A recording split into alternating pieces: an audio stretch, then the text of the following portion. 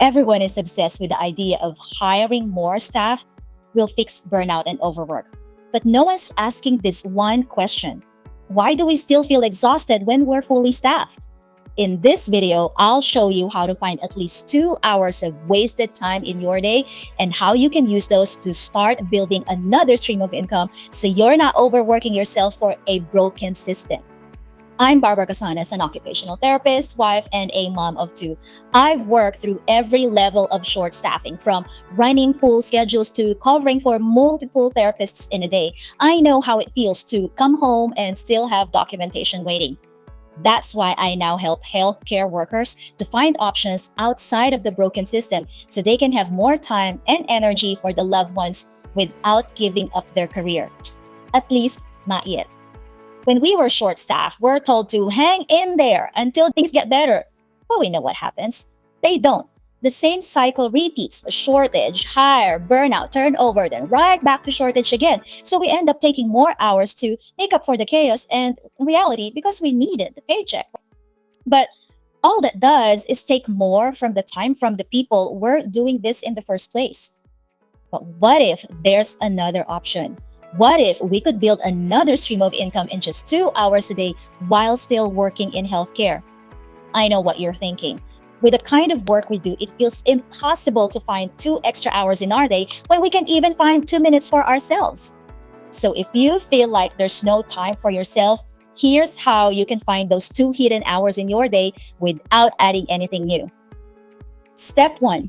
Notice the default scroll moments. Notice when your hand reaches for your phone, like waiting in the car, standing in line before bed, or right after waking up. Replace just one of those moments with something intentional, like stretching or journaling or meditating or reading or listening one page of a book. Those few minutes add up to an hour a day. You'll be surprised. Step 2. Use the while I'm method. Share something valuable with a task you already do, like listen to a short podcast while getting ready, call a loved one while folding laundry, or brain dump tomorrow's to-do list while commuting through voice notes. You're not adding, you're layering purpose into time that already exists.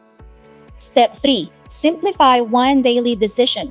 Decision fatigue drains us more than we realize. Pick 2 go-to outfits. Create a simple breakfast rotation or set one standing time for your workouts. Removing tiny daily decisions frees up surprising mental energy.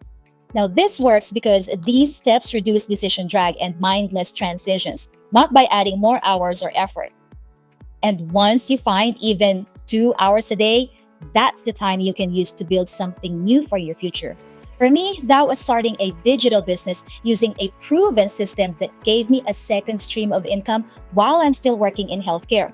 So I don't have to keep overworking myself for a system that keeps making broken promises. I used to think the problem was just we needed more people. But I've learned that no matter how many hands we add, the system still runs on the same broken model. Real change begins when we stop waiting for relief and start creating our own. Because if we can just find 2 hours a day to give back to ourselves, that might be the beginning of the freedom we've been praying for.